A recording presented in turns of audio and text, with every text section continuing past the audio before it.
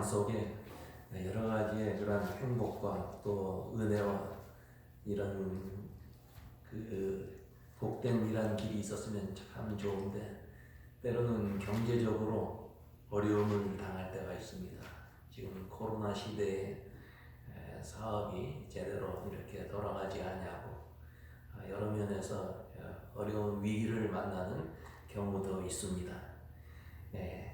한국에 옛날에 경상도 액센트가 아주 강한 대통령이 한 분 계셨죠. 김영삼 대통령. 그분 아주 경상도 그 액센트가 강했어요. 나라의 경제가 어려워지니까 장로님이 기도를 하는데 하나님 우리나라 경제를 살려주세요. 그렇게 기도를 했어요. 그랬더니 하나님께서 경제가 누구냐 이렇게 물으셨다는 그런 조크가 있어요. 참 요즘 우리의 사업이나 직장 여러 가지 면에서 내리막길에 있습니다. 참 많이 마음이 편치가 않아요. 우리 교우들 사업도 보면 좀 이렇게 잘 부응하고 좀 오르막길에 서 있으면 좋겠는데 내리막길이라 그 말이에요. 직장도 사업도 계속 내려가기 때문에 마음이 편치 않습니다. 사람들은 오르막길을 걸으면 성공했다고 생각해요. 그리고 내리막길에 있을 때는 낙심하고 우울한 마음이 있고 또 실패했다는 생각도 같습니다. 그러나 여러분 우리 인생길에는 반드시 오르막길도 있고 내리막길도 있습니다. 최근에 미국의 심장학회에서 연구한 것이 발표가 되었는데 오르막길을 걷는 것과 내리막길을 걷는 것 모두가 사람들의 건강에 도움을 준다는 것입니다. 사람이 오르막길을 걸을 때는 몸속에 있는 트리글리세리드라고 하는 그런 혈중 지방이 낮아지는 그런 호르몬이 나온다. 또 그뿐만 아니라 내리막길을 걸을 때는 혈당이 낮아지고 또 포도당에 대한 내성이 증가된다고 합니다. 그래서 오르막길을 걸을 때도 사람에게 건강에 좋고 내리막길을 걸을 때도 사람 건강에도 좋다는 거예요. 특별히 오르막길, 내리막길 모두 사람들이 걸을 때 콜레스테롤이 낮아진다 그래요. 그래서 사람에게는 오르막길이든 내리막길이든 모두가 필요하다는 것입니다.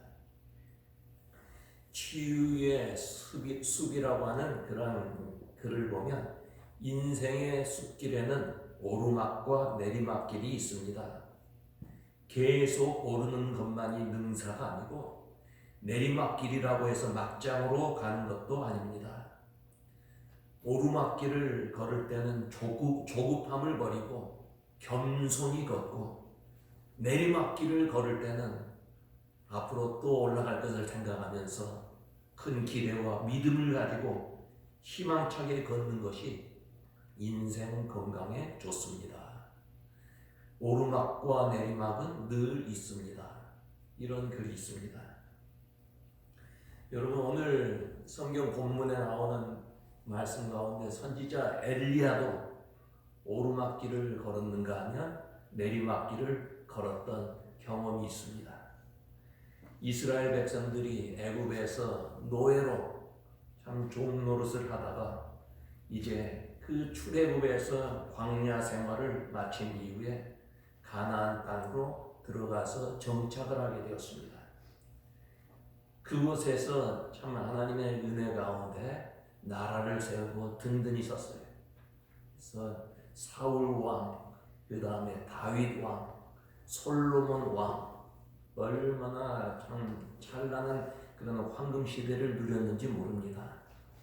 그러나 4대에 와서 솔로몬의 아들 르호보암이 왕이 된 이후에 나라가 둘로 나누어지게 됐어요.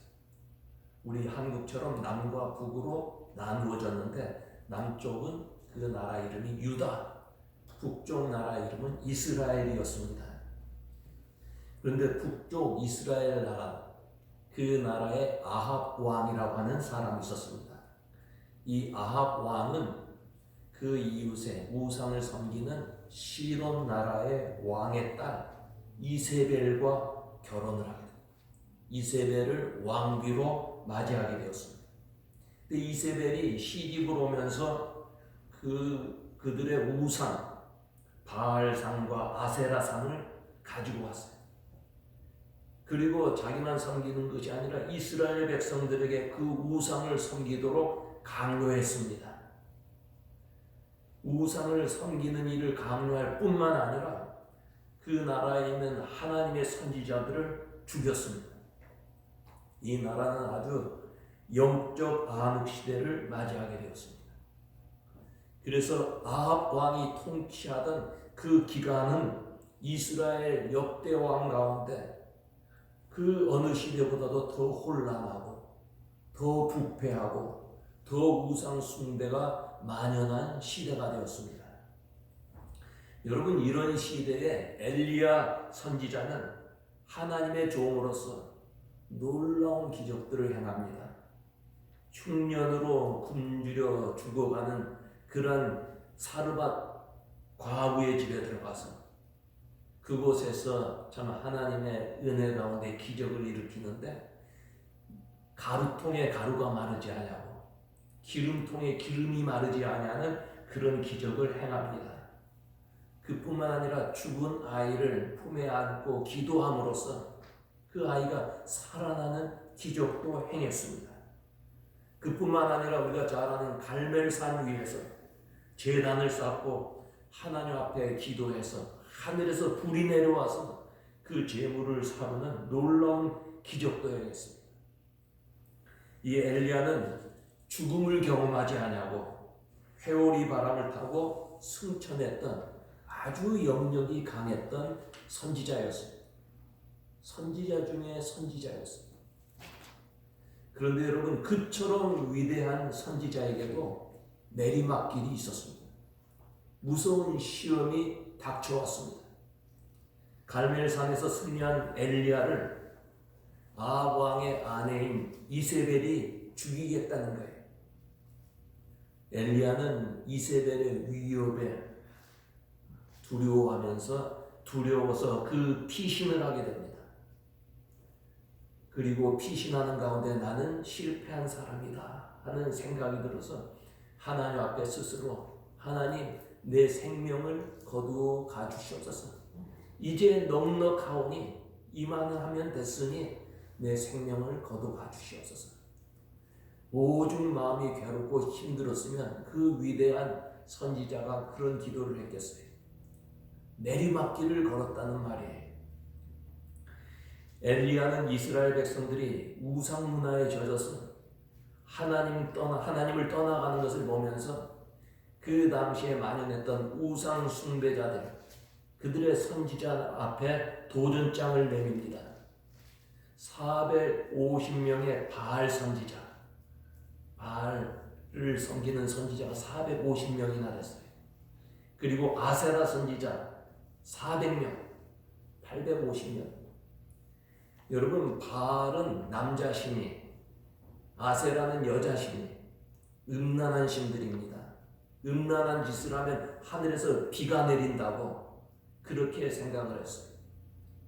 그들에게 도전장을 내는데, 내가 믿는 하나님, 전능하신 천지를 창조하신 하나님이 참신인가?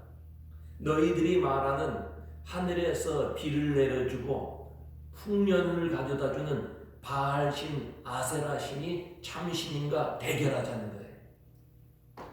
참 목숨을 거는 대결이었습니다.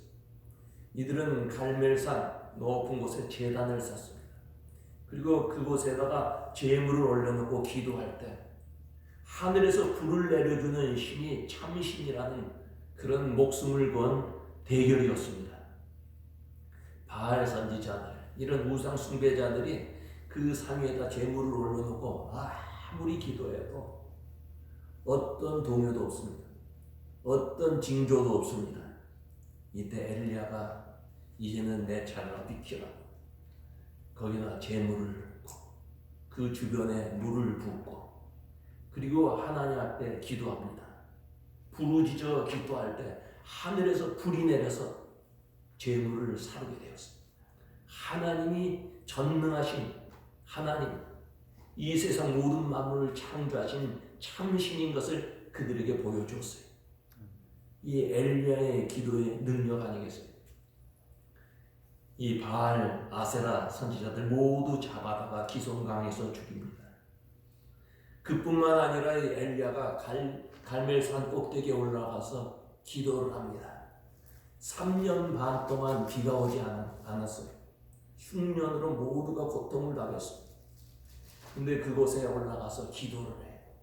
하나님 앞에 기도를 하는데 기도하고 먼 하늘을 보니까 어떤 변화도 없어요. 또다시 기도를 몇 번 하다가 보니까 한쪽에서 손바닥만한 구름이 떠오릅니다. 7번을 기도했어요. 그랬더니 그 구름이 점점 커지더니 거기에 비가 쏟아져 내렸습니다. 큰 비가 내리게 되었습니다. 여러분, 이때가 엘리야의 전성시대, 엘리야의 올라가는 시대, 오르막길의 시대였습니다. 그런데 계속 그렇게 오르막길에 있으면 얼마나 좋겠어요. 그렇지만 큰 승리를 거둔 이후에 무서운 시험이 다가옵니다. 내리막길이 그 앞에 펼쳐집니다. 19장 1절에 보면 아합이 엘리야의 무릇 행한 일과 그가 어떻게 모든 선지자를 칼로 죽인 것을 이세벨에게 고하니, 아합 왕이 가서 자기 아내에게 이른 거예요. 엘리야가 승리했고 엘리야가 그 바알, 아세라 선지자들 다 죽였다는 거예요. 그러니까 이세벨이 사자를 엘리야에게 보내어 내가 내일 이맘때까지 정녕 내 생명으로 저 사람들 중 한 사람의 생명 갖게 하리라. 아니하면 신들이 내게 벌 위에 벌을 내림이 마땅하니라. 이세벨이 내일 이맘때까지 너를 죽이겠다는 거예요. 엘리야가 이 형편을 보고 일어나 그 생명을 위하여 도망하여 나무 밑에서 이제 넉넉하오니 내 생명을 취하소서. 내리막길에 있어 낙심하게 되었습니다. 절망 가운데 자포자기합니다. 얼마나 두려웠는지 모릅니다. 여러분, 하나님께서 그동안 함께 하셨고 다른 사람이 할 수 없는 놀라운 기적을 행한 엘리야가 왜 이처럼 약한 사람이 되었을까요?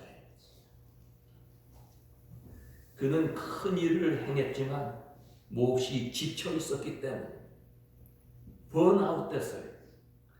엘리야는 갈멜산에서 우상 숭배자들과 목숨을 건 대결을 하였고 그래서 승리하였고 3년 반 동안이나 내리지 않던 그 땅에 비가 오도록 7번이나 기도합니다.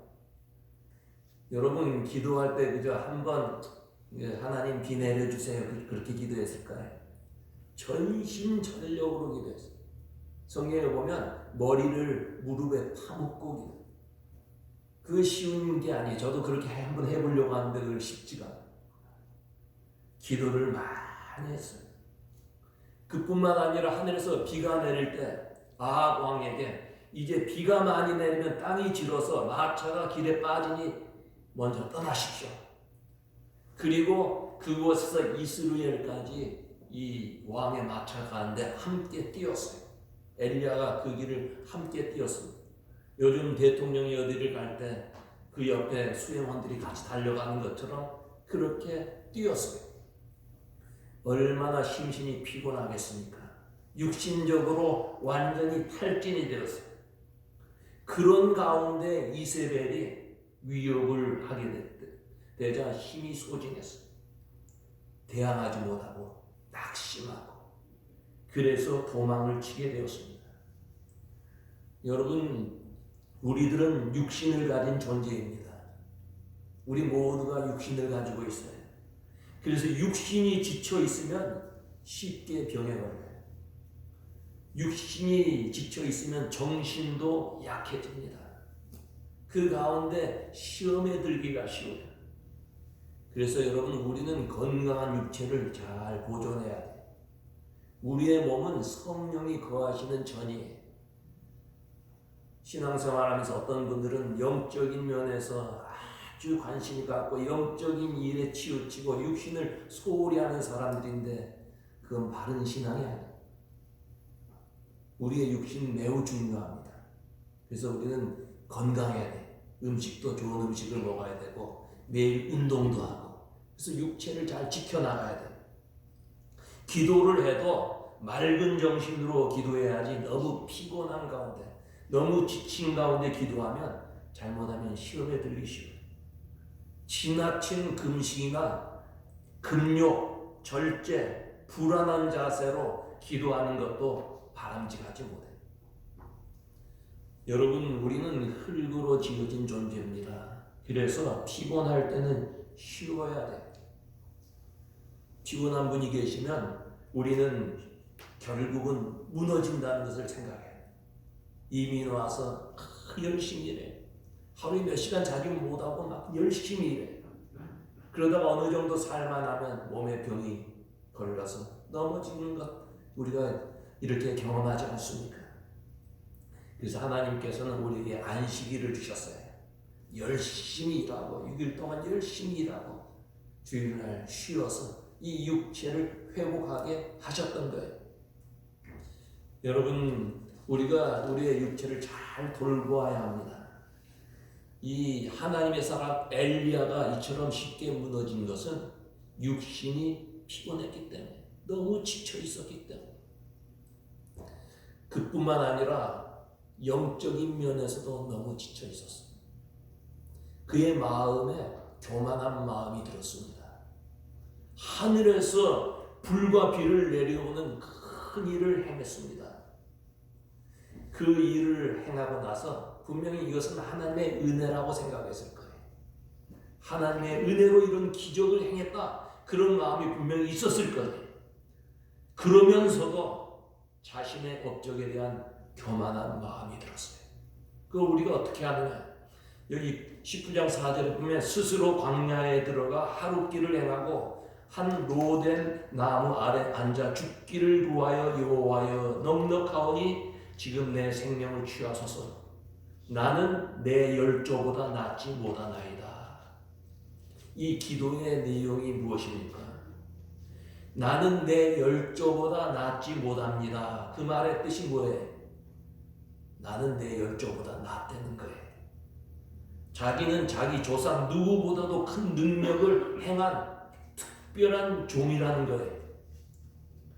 이러한 때 칭찬은 고사하고 도리어 이세벨의 공격을 받게 되니까 낙심하게 되고 연약하게 된 거예요.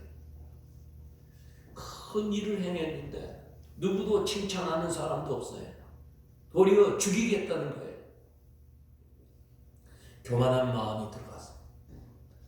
여러분, 사람이 교만해지면 사탄은 이런 기회를 절대 놓치지 않습니다. 그렇게 큰 능력을 행했지만 교만한 마음이 들 때, 나는 내 열조보다 더 큰 일을 했다. 나는 큰 기적을 행했고 참 위대한 선지자라는 그런 마음이 들어갈 때, 그때 그는 약해집니다. 이세벨의 말 한마디에 두려워서 도망을 가게 되었어요. 사람이 이렇게 쉽게 무너지는 것은 육신의 연약함과 영적인 연약함.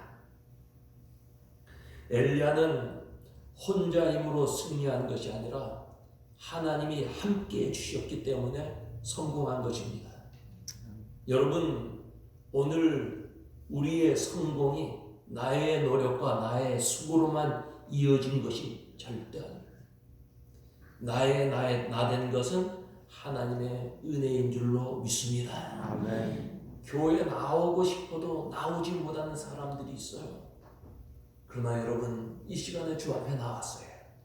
이 하나님의 은혜입니다. 아멘. 옛날에 예배 드릴 때 마스크 끼고 예배 절대 안 들었어요. 이게 마스크 끼고 예배 드릴 수 있는 것도 하나님의 은혜예요. 아멘. 우리가 숨 쉴 수 있는 것도 하나님의 은혜요. 물 한 컵을 시원하게 마실 수 있는 것도 하나님의 은혜입니다. 아멘. 모든 것이 다 은혜예요. 우리 지난 수요일에도 한번 그런 말씀을 나눴어요. 집사님 보니까 참 얼굴이 이전보다 더 예뻐지고 아주 젊어졌어요. 그렇게 이야기하면 뭐라고 해야 돼요? 화장품을 잘 썼어요. 그런 얘기하는 거 아니에요. 우리는 내가 내 얼굴을 잘 관리했어가 아니에요. 하나님의 은혜입니다. 그렇게 얘기할 수 있어야 돼요. 집사님 아들이 그렇게 똑똑해요. 참 공부도 잘해서 얼마나 좋아요. 그러면 부모가 똑똑해서 그러죠. 그렇게 하면 안 돼. 그럴 때는 뭐라 그래야 돼요? 하나님의 은혜입니다.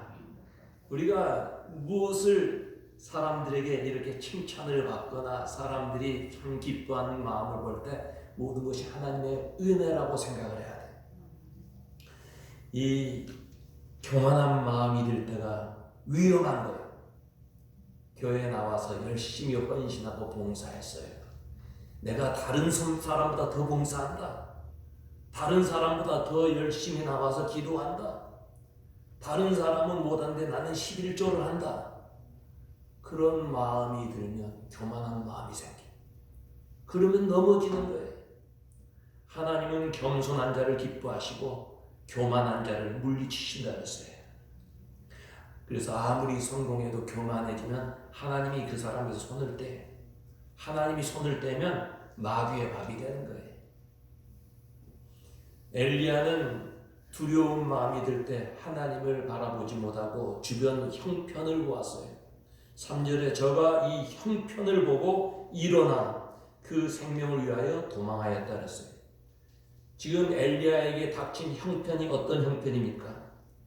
당장 망할 것 같고 당장 죽을 것 같은 형편이었어요. 그래서 사막길로 도망을 한 것입니다. 어려운 그런 상황, 절망 가운데서 나를 도와주시는 하나님을 보아야지 어려운 주변 형편을 보아서는 안 된다는 말씀입니다.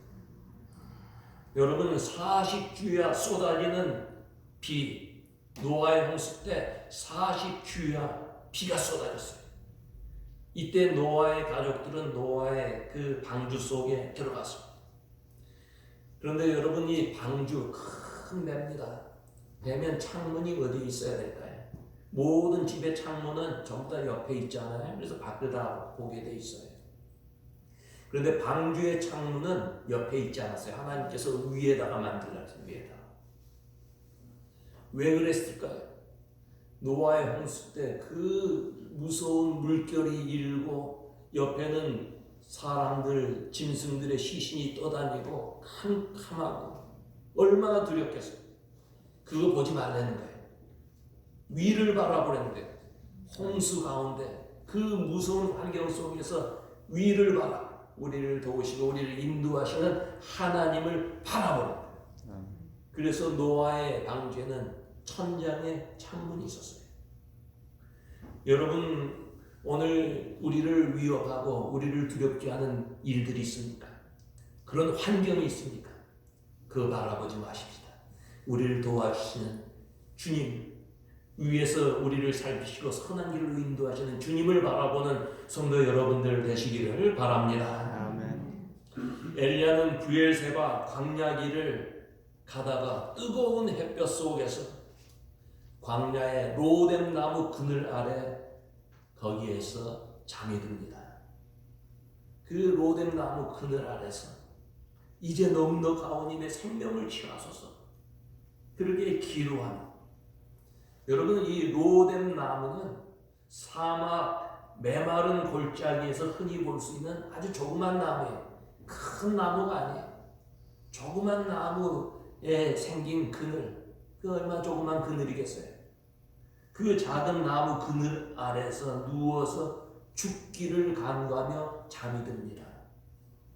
그런데 누가 깨우는 거예요.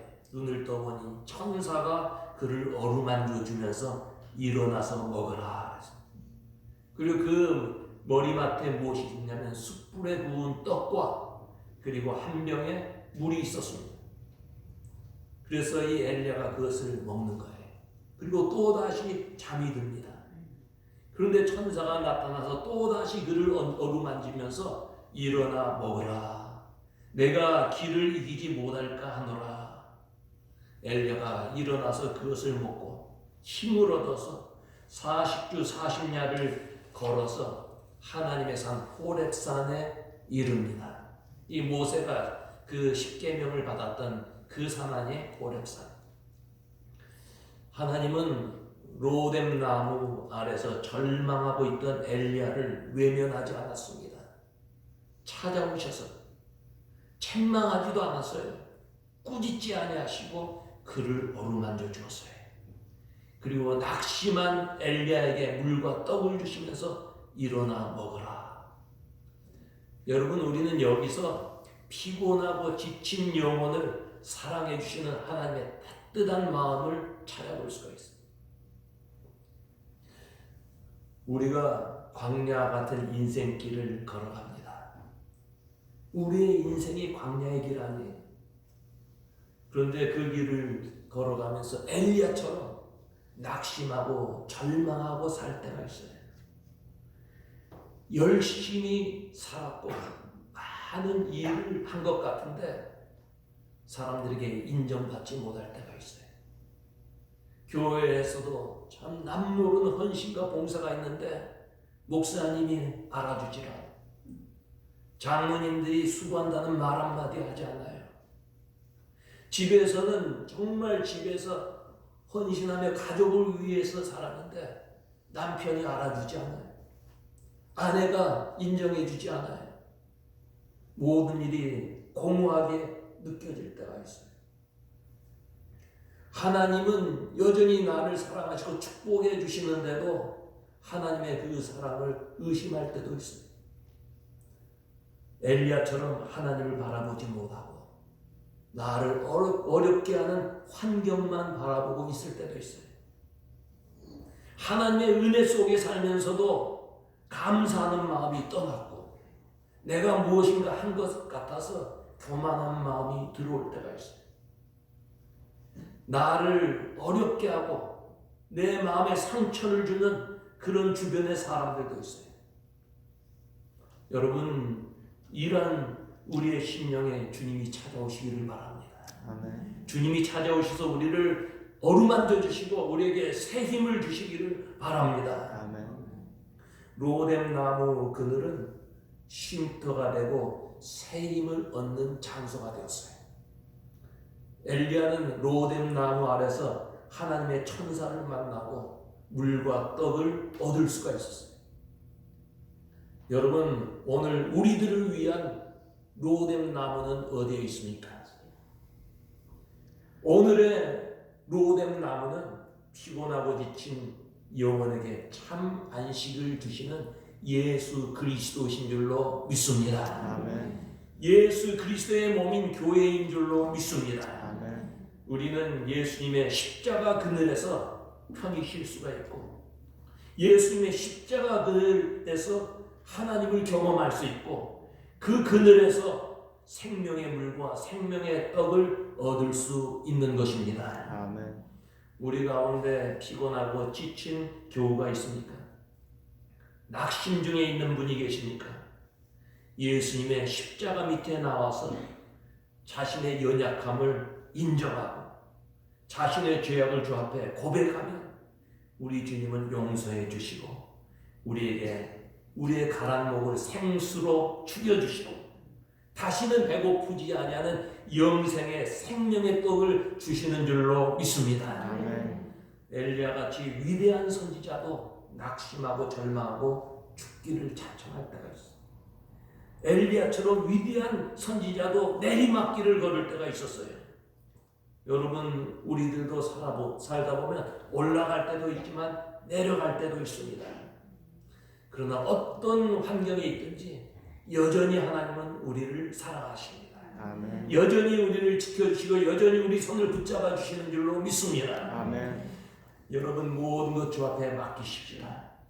그리고 새 힘을 주시는 주님을 바라보면서 오늘날까지 염려되고 낙심된 마음이 있으면 다 내려놓고 주께서 주시는 새 힘을 얻어서 독수리처럼 주를 향해서 날아가고 주께서 주시는 안식을 얻어서 그래서 그 힘으로 하나님의 나라를 이 땅에 세워나가는 사랑하는 여러분들 되시기를 주의 이름으로 축원합니다. 아멘. 기도하겠습니다. 하나님 아버지 은혜 감사합니다. 우리 인생길에는 올라가는 때도 있고 내려가는 때도 있습니다. 올라갈 때 저희들 교만하지 아니하도록 저희들을 지켜주시고 보호하시며 내려갈 때도 낙심하지 아니하고 절망하지 아니하도록 새 힘과 용기를 허락하시며 생수로 저희들의 가란 목을 죽여주시고 영생의 떡으로 저희들이 주여 새 힘을 얻을 수 있도록 은혜 내려 주시옵소서. 우리 교회를 오늘날까지 지켜주신 것 감사합니다. 아버지 하나님이여 다시 주여 저희 교회가 크게 부흥되고 놀라운 주여 영원 사랑의 그런 교회가 되고 많은 심령들을 구원하는 복된 교회 될 수 있도록 주여 축복하여 주시옵소서.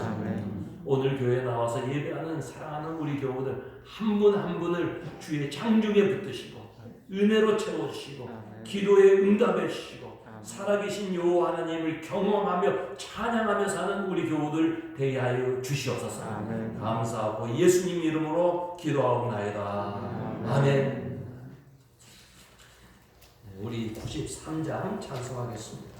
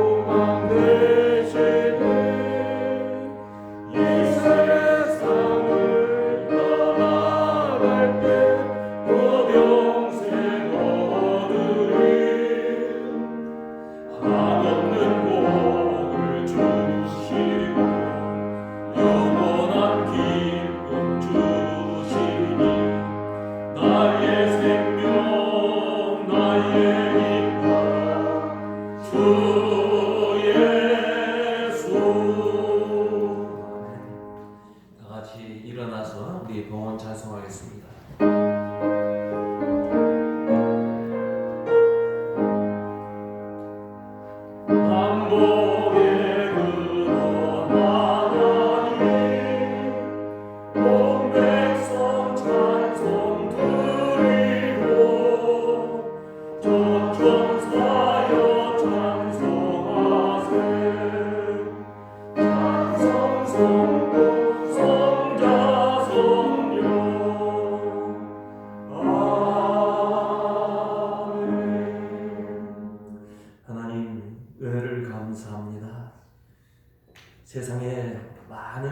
있지만 특별히 저희들을 선택하셔서 예수 그리스도를 구주로 믿게 하시고 하나님을 아버지로 부르게 하시며 오늘 주 앞에 나와 예배하게 하신 것 감사를 드립니다.